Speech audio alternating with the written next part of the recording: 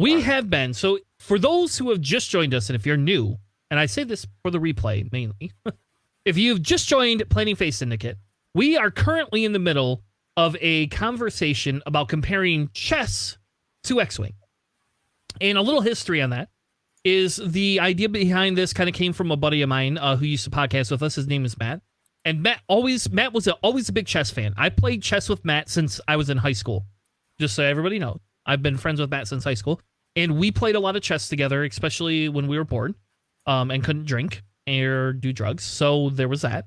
And chess was always kind of been a thing. And so when we got into competitive board gaming together, he compared X-Wing to chess. And originally I kind of dismissed it. And I said, I don't know, blah, blah, blah. Chess is dumb, but it's not really dumb. Chess is actually a really amazing game that there's a lot of strategy that goes into, which I'm learning even more about, having to understand that there is so many opening maneuvers. It's insane.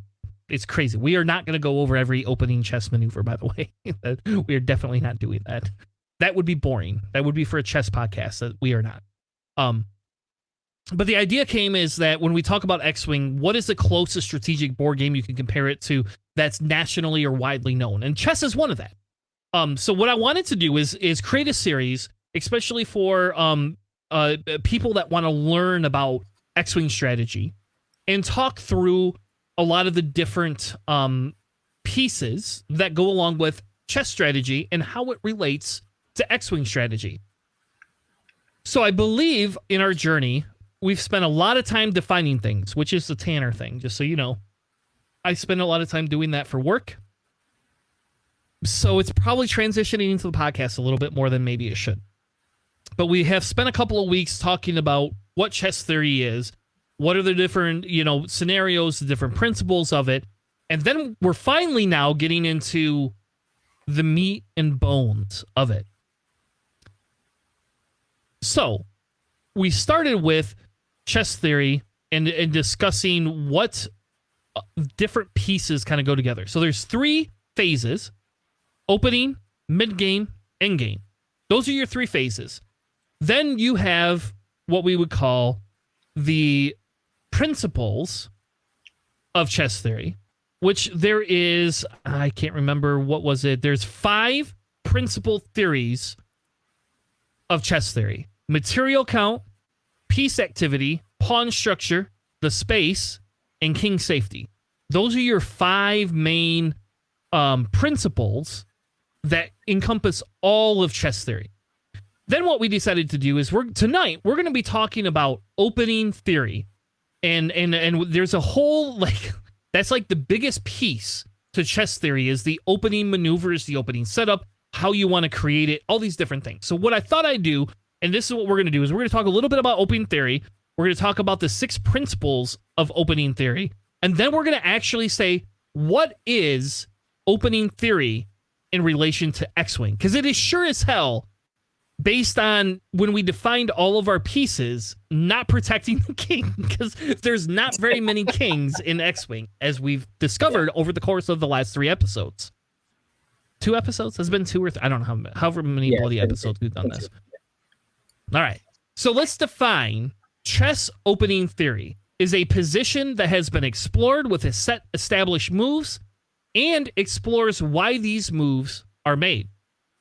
You then have what's called a novelty, which is a move that was previously unknown in chess theory by either neither being played or by neither being studied. So it's basically like a new revelation. And I'll give an example. Crispy's list, where he has the 2 FO bombers, Kylo and the Whisper, and 2 TIE FOs, was kind of a new revelation into the meta. That was a weird FO salad that, with all the toys and pieces, worked very well together. And then Crispy developed the novelty of how you move those pieces together and how you go about it. The one caveat to this is what they would call a setup/system, which is a set of moves that can be played against any list. These essentially are different from a theory. So if we talk about a setup or we talk about a chess system, it is essentially something that is defined where people play the exact same moves no matter who they're playing, whatever the opponent plays or how the opponent's playing. They don't change it. They play it exactly the same. Which is probably Vader Defender. Like, if we're gonna just be honest, Vader Defender, like, is that part of that system. So it doesn't matter what objective Vader Defender plays. He doesn't pick up the objective, and he doesn't go for objectives. He only goes to murder things. And give you a negative play experience, according to JJ, who must have had 2 of them this weekend at Grey Cup. So, I actually played 5 different Vaders. Killed 2 of them though. See, and that's the power of Boba and Eamon. Anyway, yes. So, and Kanan. Kanan does work. Mainly Kanan. Yes, Kanan. Yep.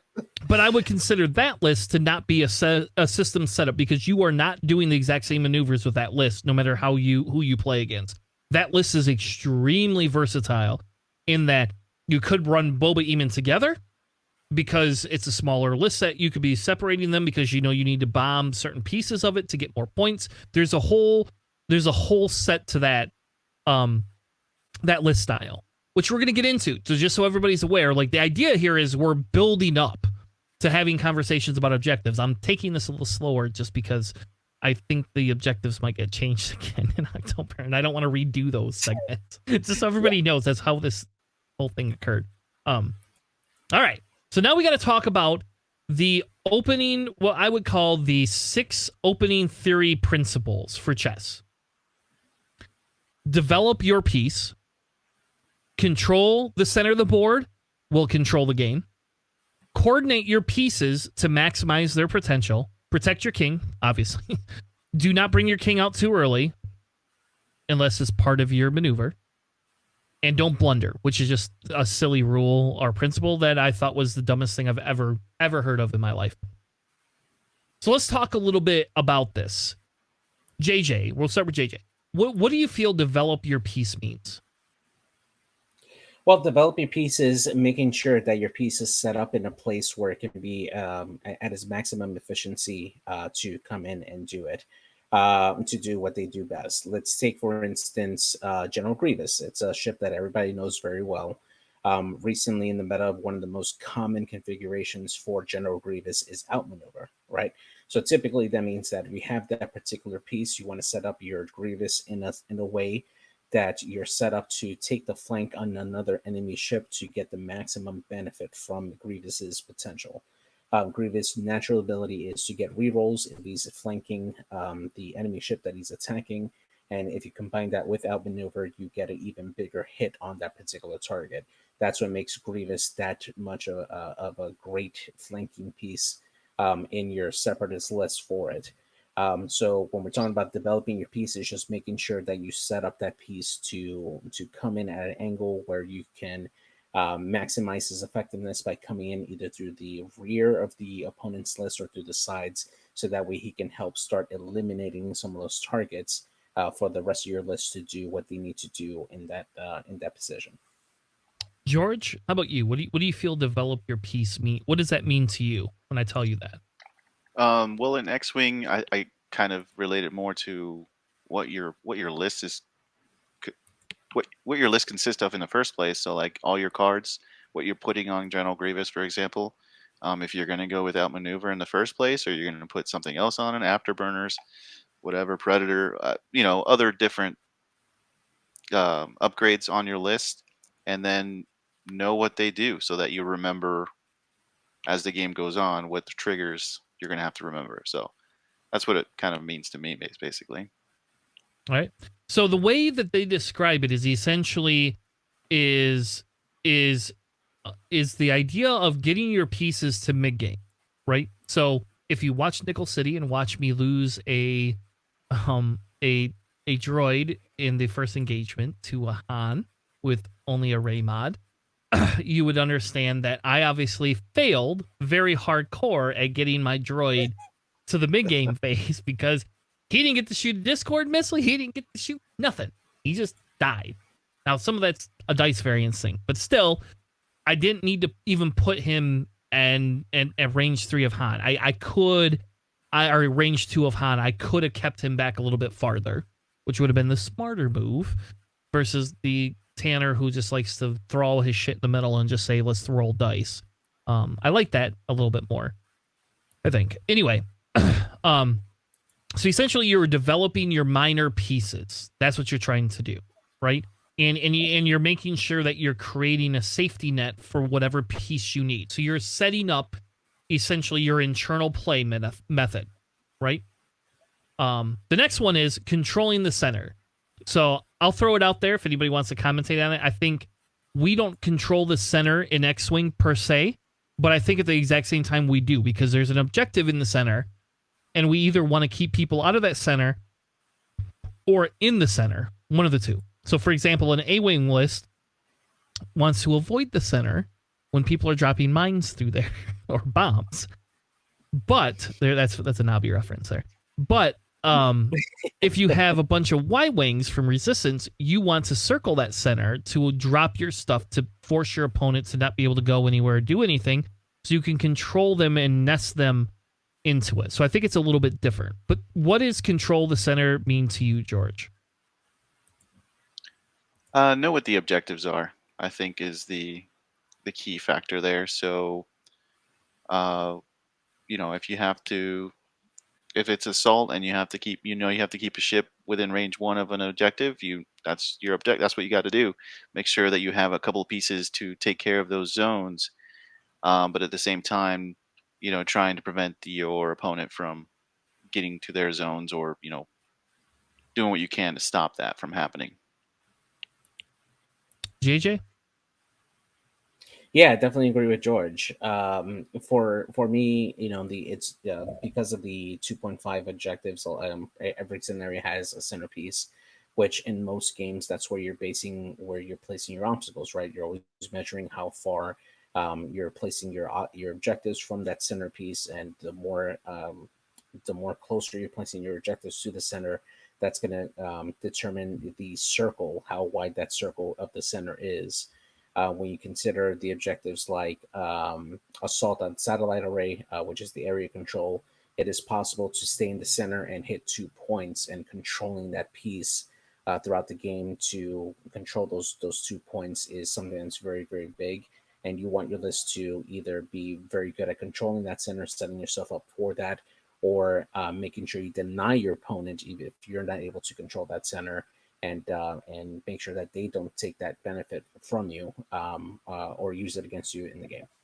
Yeah, a lot of this comes from before the game even begins too. So like you can use rock placements as a form of control as well.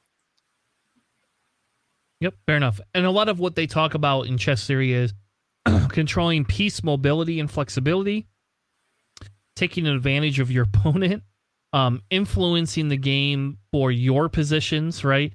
And attacks that build towards a more decisive advantage. So the next one is coordinate your pieces to maximize the potential. Do you think in chess, like, a rook can coordinate a knight an extra move? Is that a thing? No. But in chess speak, it's probably just ensuring that you set up moves ahead of time for your other bigger pieces to come in and be effective. Like, for instance, like moving up the knight's pawn up, so that way you leave a path for either the bishop to move out, to come out and kind of help engage in the center, or you can move the bishop's pawn to help the queen come out and help out and take out and threaten different pieces on the board. I think that's what they make that relationship. George? Yeah, kind of similar in that aspect. You can also set up like a good old fashioned bait and switch. It's a little bit harder to do in chess, I would say, but maybe in X-Wing you can maybe put your pawn out there as sort of a bait, knowing that even if he dies, you're setting up that when your opponent is focusing in on that pawn, you can maximize with a Grievous coming in from the flank again, and positioning in a much better advantageous spot, basically. Yep. So essentially, they coordinating your pieces is claiming space on the board to control key spaces that your opponent would want. That's essentially, on a high level, what they're trying to do. And it's to slow down the progress of your opponent being able to come in and take control of vital areas that you would want. And I think that's exactly right? You know, the flanking mentality, which I think is a good point that we should be adding to what we're going to talk about in a minute. But that flanking mentality is, if I put Grievous on the right side and Django on the left side, who do you want? Pick.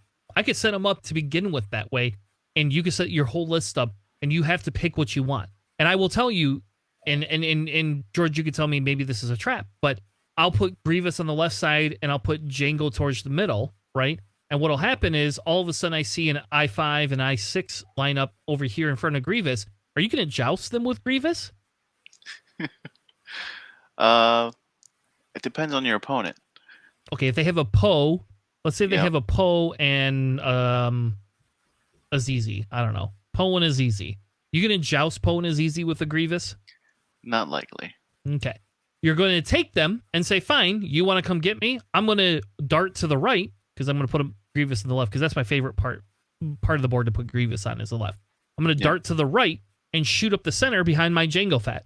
So I'm going to let my Django Fat go in there and say, hey, folks, I'm the same eye as you, initiative as you, and we get to roll for who gets to go first here, baby. And doesn't mean you're going to win that. And then I'm going to have my Grievous come back in and flank you. And it's the same way as if I set Grievous up over here and Django Fat over here, and all of a sudden everybody goes in on Django. Here comes Grievous, 5 straight, 3 bank boost, you know, that type of thing, to come in and outmaneuver you to get my shots to try and murder you. Protect your king. That's the next one. I think this is a really quick and simple one, and you guys can either agree or disagree, and we can talk about it. But to me, there isn't a king, very many kings in chess, or in X-Wing very often. So really, it's your win condition. What is your main win condition, and how do you protect that? And if your main win condition is taking objectives and stalemating so that you don't lose ships all the time, or is your main win condition taking your list and, you know, taking 1 objective or 2 objective and then murdering things, you know, but controlling your win condition to allow it to succeed, to me, is the protect your king of X-Wing. What is your guys' thoughts? Well, I think that in X-Wing, you know, just thinking back to like our discussion for like what pieces are kings, and you know, not really identifying any kings. I think that the king, except for Vader, according to you. Well, I've actually won a game for killing that piece, but anyway, I think the king role kind of is a fluid concept in X-Wing, right? Because it does vary from list to list. And it does vary on the situation for it, right? So there will be times where you could be ahead on objective points, and you can have a high value ship, like a 7-pointer, for instance, that could be on the verge of dying and flipping the tables and giving your opponent an advantage. At that point, that particular piece, when it's vulnerable to being destroyed, now becomes that king that you need to protect and make sure that you keep them alive at all costs, so that way you can, in essence, protect your win condition, either by like passive points from objectives, or taking out your opponent's pieces who are also vulnerable, essentially taking out your opponent's king in that case. And I think that's how that translates into X-Wing. George? Yeah, I'm kind of in that same boat. Protecting your king, to me, kind of means 2 things, right? Like, obviously you have that big piece that if you lose, you could possibly lose the game. But your king could also be that win condition. So once you see that win condition and you go for it, like you're in the lead or something like that, like you want to maintain that win alive, basically. So if you got to bug out, you bug out. And that's pretty much what JJ was saying, basically. Yep. The next one is, don't bring your queen out too early. I think that's, I don't know. We talked about queens. There's a lot of queens in X-Wing. I think I agree with that. Like, if you're gonna, like, I think Luke at 6 points is a queen that you can trade, right? Like, you could trade Luke as long as Luke gets double his points value, or 1.5 worth of it. Like, as long as he's getting 9 value out of him, you could trade your queen. But you don't give Luke up without taking something out. and no offense, there's a gentleman at Gen Con I played with my Boba, Eamon, Kanan list, where Luke was on this side of the screen, Boba's over here, and here comes Luke, here comes Luke. One proton shot is all they got off on Boba. One. And it was not Shattering Shot or Trick Shot, which they had, was not on there. And, you know, the proton shot did 2 damage to Boba, which was 2 shields, and then Boba promptly said, bump, bump, bump, bump, bump. Oh, here we go, Luke. You really, yep. Come on, come here, baby. Like, you know, like I'm just gonna keep eating you, and that in the end, it was a bad trade for that. That was a mistake. They shouldn't have gone after Boba. They should have come closer to the center and used their concentrated shot on Eamon, because that would have gotten them Eamon at least at half points, if not possibly permanently killed, because it's Eamon and they don't live like Boba lives. Very much. Yeah. Eamon does not like proton torpedo shots at all. And I don't like putting shave clouds on Eamon. I don't get it. I like Eamon for his ability. I don't care what anybody says. That's just like my favorite thing about Eamon. Here's a proxy, 3 heart, baby. Anyway. Oh, I should play Skill Bombardier on Eamon even more. It'd be even more fun. Yeah, but you can't do a 4 hard turn. I know, because they don't exist. But if they did, it would be so much fun. Can you imagine if they created an errata? I'm just going to tangent. If you created an errata where you could just add the 1 after it. Oh my God. No. Insta ban. Yum, yum, yum. I'm a bomber by heart, but insta ban. Gosh, no. Yeah. No 4 hearts. No 4 hearts. A 4 bank. Imagine. Oh, Oh. gosh. Chef. No. Hell no. Anyway. All right. Anything else for don't bring your queen out too early? Yeah, and the other part of it too is like understanding which pieces that do want to get out there early and go in there, and versus pieces that don't want to do that. Especially just depending on your deployment, right? Like if you have a one-on-one situation where you have a fairly good chance for your ship to come out on top in a fire exchange, then at that point, yes, go ahead and do it. You know, take the chance to do it. But if you're a single ship and you're going to joust like 4 heavy ships that are coming in with ordnance like straight ahead of you, that's probably not going to work out for you for the joust, you know. And I think that's a skill in identifying those situations that for like newer players they have to kind of develop to understand that that even though you might have a really good 3 agility ship, your green dice will betray you, especially with multiple shots. And going straight into a joust early in the beginning of the game versus multiple ships is usually a very, very bad idea. So, Fire spray reinforces your friend. I hate reinforcing, but I know it would save my life. And the other thing is, don't leave your Grievous to bait Vader unless you know you can kill Vader. It is not a good trade. Vader will eat your Grievous every time, as JJ knows. Yep. 4 dice. I couldn't believe that.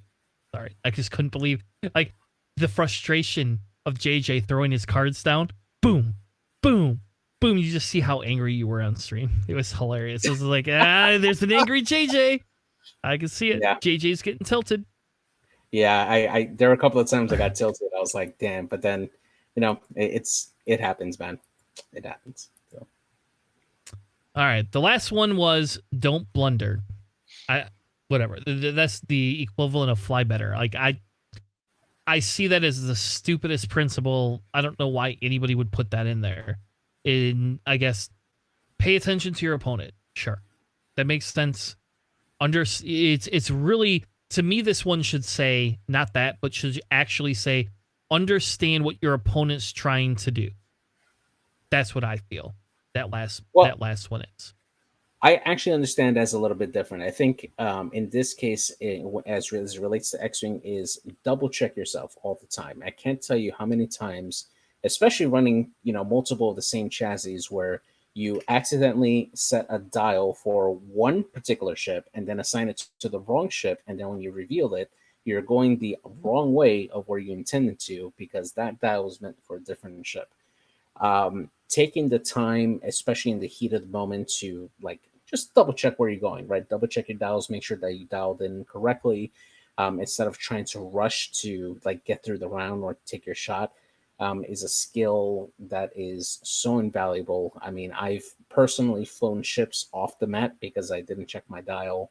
And yeah, I mean, it is what it is, but it does happen. Yeah, I'll give you one too. I had a game where I was going against the FO list, the FO bomber list, Crispy's list, and I had my Django right behind one of the bombers, and in my head, I was like, well, this isn't a bad spot. I have the back arc. I can shoot the bomber no problem, and then drop a proxy right on him the next round. Well, I forgot. Initiative is a thing. And you make mistakes. You make mistakes sometimes. You know that at system phase, that initiative 2 is going to go before your Django, and he's going to drop the bomb before you do. So Yeah. that's the thing. Just pay attention. And that's fair. I mean, I think I had a similar thing where I brought a bombardment drone in and took an objective because I felt behind, and then thought, it's 5 health. I'm not going to die. And then 2 very well-placed shots later, one from an aggressive Poe, which did 3 damage, and one from a Han, which did 2 damage. I no longer had a bombardment drone to kill Han with the next turn. So yeah. And you just, certain things you don't think about ahead of time. Like, there was 0 reason you couldn't just taken double calculates.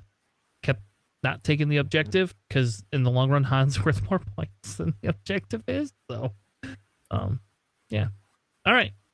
So now what I wanted to do with the rest of the time that we have together, and folks, we will not be 11 o'clock tonight. This is not going to be an 11 o'clock show. This will be, we are going to work to be done at 10:30 because, exciting news, we're going to do a extended universe episode where we talk about Andor at 11:30. Very excited. We are definitely doing that. George, you're welcome to stay on if you want. You don't have to if you don't want to. I'm so excited by Andor. You have no idea. I really want to talk about it, especially with people that are a little bit more into lore than I am. They smoke less pot than I do, so they remember things better than I do. So there's that type of thing. Yeah. But anyway, long story short, what I wanted to do was talk about, okay, we talked about chess theory, opening theory. We got to talk about X-Wing opening theory. And I'm going to lay out the scenario here.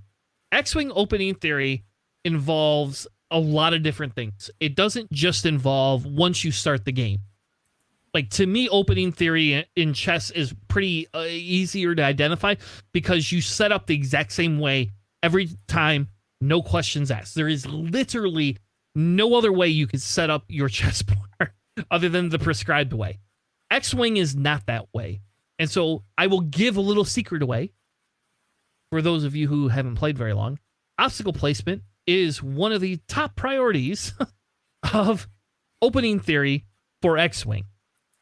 And I'll be honest, that is 100% my weakest personal point is obstacle placement. Like 100%. I will just openly admit that is definitely like a key piece. So anybody locally watching that would like to either beat me or train me how to do it better for our team event that we're all going to in December, hint, hint, that is the piece that Tanner needs a lot of work on, that I definitely do not get right every time, especially with freaking gauntlets. Like, anyway, hey, let's put an obstacle right in the middle so the 2 droids can land on it, and then, oh, by the way, Bo-Katan and Pre Vizsla don't know how to get around it. Anyway, so let's talk about what would be our opening theory principles for X-Wing. And I'm going to start with George. I'm going to pick on George, and George has to go first for this. So what is your number 1 opening principle for developing X-Wing theory, Dr. George? Well, I don't know if this is going to be on your list, but that's the thing. You can see on my screen, there is no list. It's question marks. So, okay. We're building this, baby. We're building this together. Well, it's something you can't really do in chess, because in chess you're always going to have the same pieces. But I think a really solid opening theory principle is bringing the right list, your list choice, basically. Yeah. All right. And Good one. what makes that? What do you think? Like, so can you elaborate a little bit on it? Like, Right. how does it affect you versus bringing like the wrong list?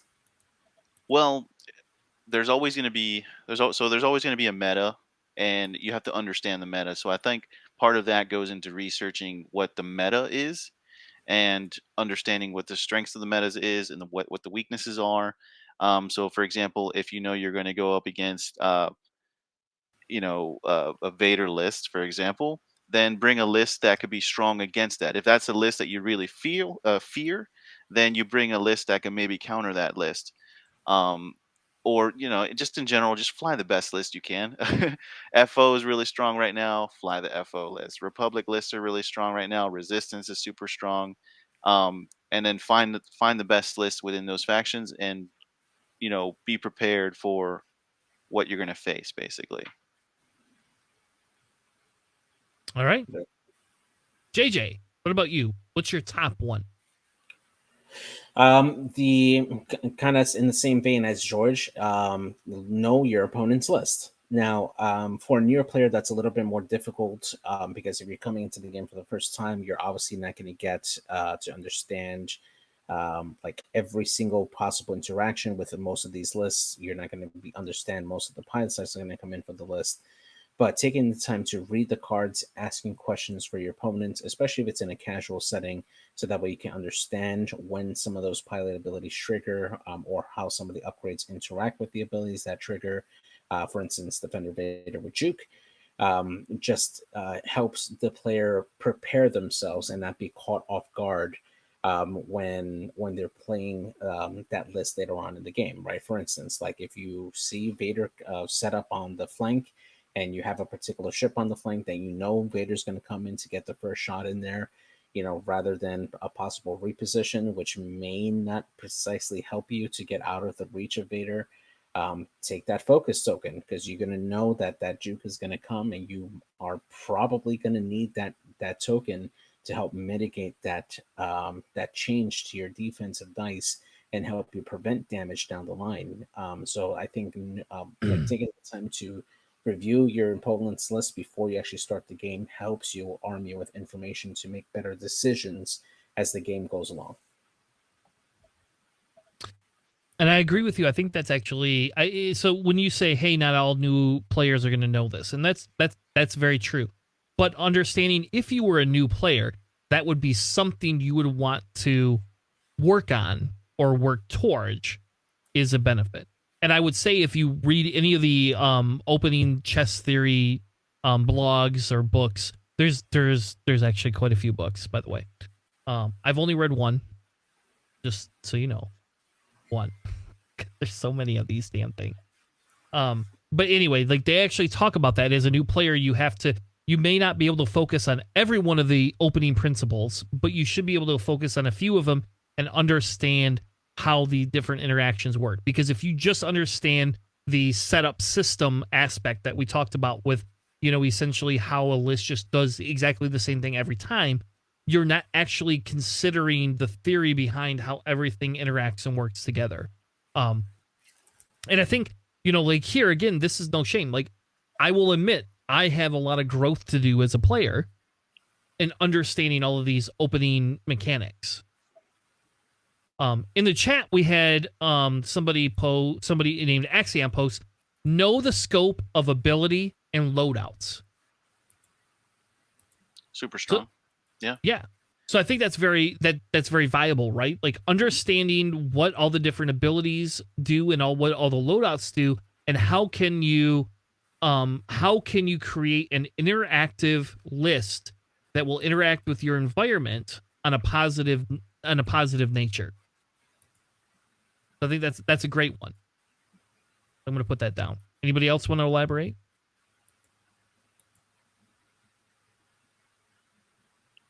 Well, know your scope of ability, right? So, like, me, for example, like the very first time I played the Separatist list, I didn't do so hot, right? Because I didn't take the time to like fully understand what all my stuff did.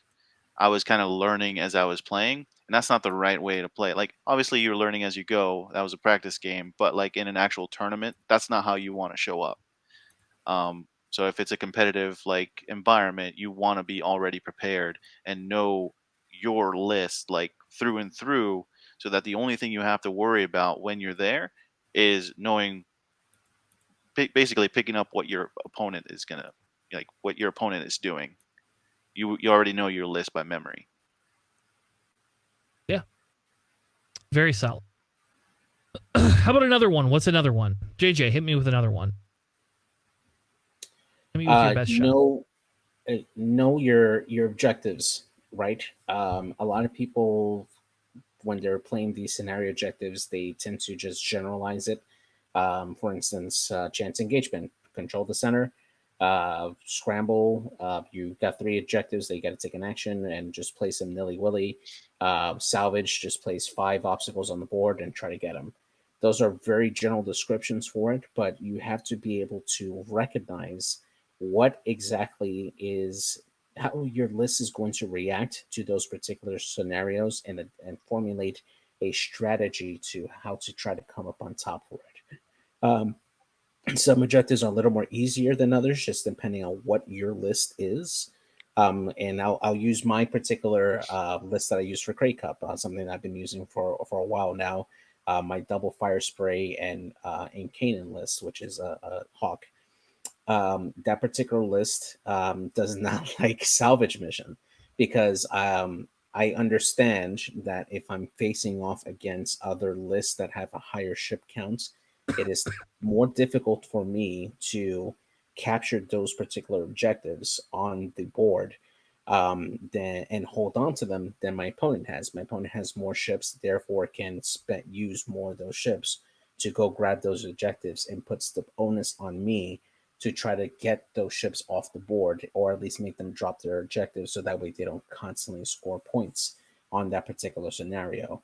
So understanding that helps me place those scenario objectives on turn 0 in a way that benefits me, where I can place them more towards the center where I want that area of engagement with my list. So that way I can punish that particular ship that may try to come for that particular salvage token, and that way I can try to prevent them from getting those points by either eliminating the ship or making them suffer a critical damage from my attacks. And that's how I try to mitigate that.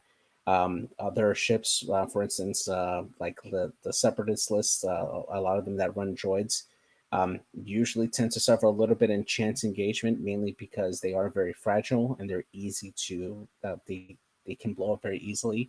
Running him into the center of the objective and getting blown up by particular potential bombs or very accurate shots, probably not the best way to go in. You want to try to set them up in different areas and try to control that, and so that way you can try to best get that advantage in the game. Oh yeah, and with that, like understanding the types of obstacles they and what they do. Oh yeah, So yeah. when you're selecting your obstacles, right, like to bring, you want to bring obstacles that are going to be stronger towards your list, or you know they have a purpose. So like for example, my droids, they like debris and asteroids. That's fine; they can land on them, but they don't like gas clouds. Um, in a situation where I might bring a gas cloud, it could be somebody who has. This is just something I like to do. For example, if I'm using the child on a ship, for example, I might be enticed to bring those gas clouds just to get those target locks off of me. I might run over the gas cloud on purpose just to get those target locks off of whoever has the child. Yep. So the next one that I was going to say basically what George was saying is the obstacle placement. Where do you want to place your obstacles to help you develop lanes based on what your list wants to do?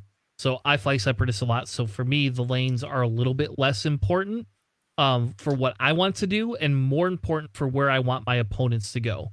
Right. So especially if I got especially with the new weird long obstacle debris cloud that you can have, I can land 2 droids comfortably on that thing. Oh yeah. And I can also use that obstacle to place in between 2 objectives and land my droid in the center and pick up both those in assault. I will say droids love assault of the satellite array. That is like their favorite.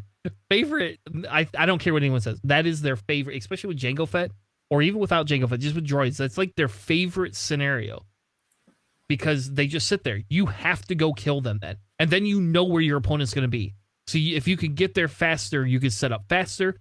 And like the best part is especially if you're running against a 3-ship list, you know how many 3-ship lists I've shot a Discord missile at, and then I get really angry because they just shoot the Discord missile that hit them because I put it in the front.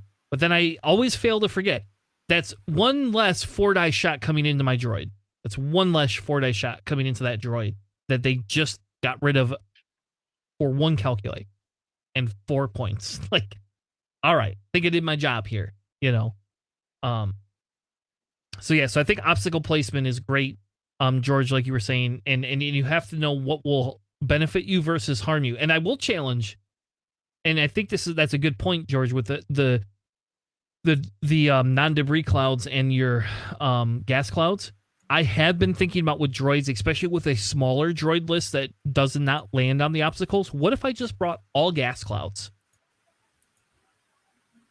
Because That's interesting, yeah. I'm not going to sit on them. Right. That's not your plan, so it makes sense, yeah.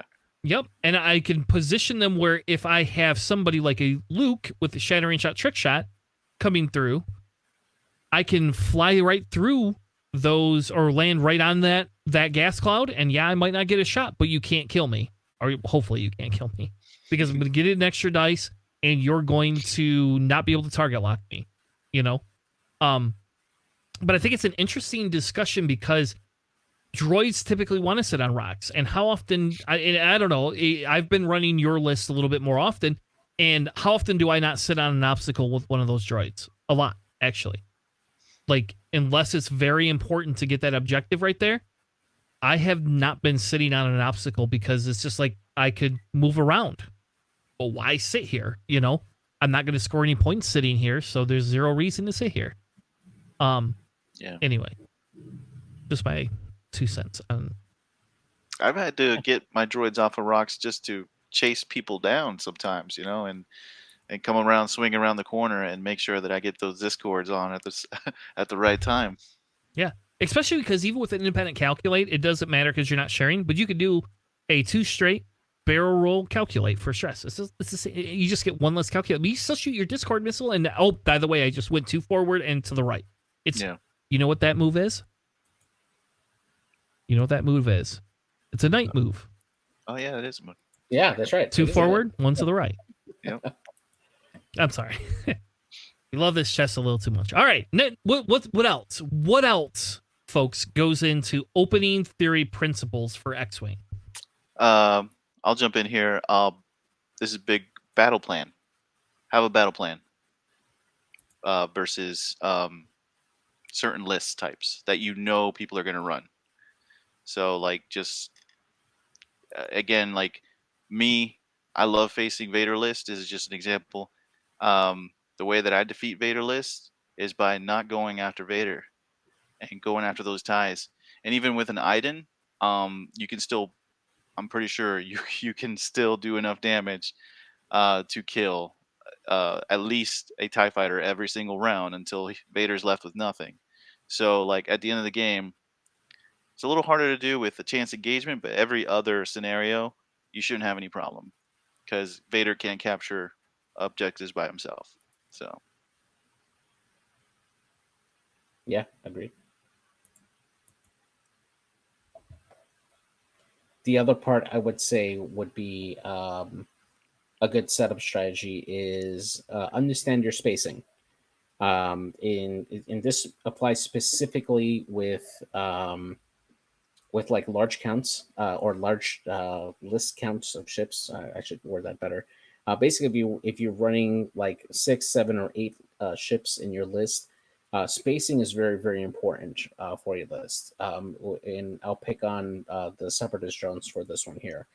Um, a lot of people try to put the drones as close as possible together so that way they could fit onto a single rock and try to get all the benefits from like being having that obstruction piece for it.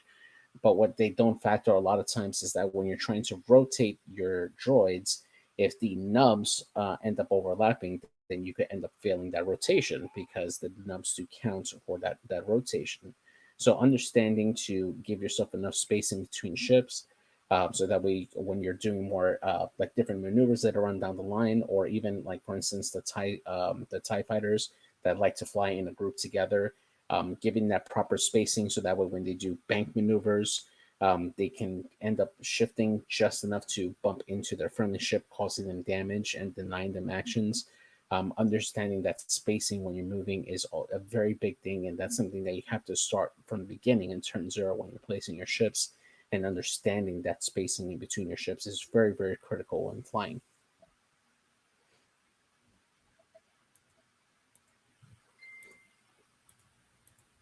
So the next one I would propose would be ship placement based on your initiative. So if you think about it, if you are all lower initiative, your ships probably go down before other people's ships. Understanding what you want to accomplish with where you put your ships allows you to create a different environment to force your opponent into what that you want to engage with them. So for example, if you're flying all droids, if you put them all clustered into the center into two groups, your opponent might split their fire up. You can either choose to go all in on one, all in on the other, or you can split both of your groups up and go into both of them. But I think understanding your initiative and how you're placing makes a world difference. And I'll give an example with that. For example, when I run Jango Fett, because he's an I6, if I have other I6s I'm going against and we have a road roll, if I get the first road roll, I place different with my Jango than I do if I know I'm the last player. And I say that because if I know that there's going to be a Poe or Defender Vader, which I'll disagree a little bit with George in that I wouldn't be 100% anti-jousting Jango with a Vader, as long as I'm not going to be quite at that range one, because I know that Vader is going to 3 hard, 3 bank, or 4K. That's what that Vader is going to do. It doesn't do very many other options, and when it does, it loses its ability to punch. And so if I can get my joust just right with my Jango, boop, there goes a proxy mine. Go ahead. You want a 4K? Oh, you're not going to 4K? Now I know you're going to 3 hard. So you're going to do one of the two maneuvers, and my Jango is just going to either 1 bank or 1 hard, because if you 3 hard, I'm going to be behind you and force you no matter whether you're first or second. And if you're silly enough to 4K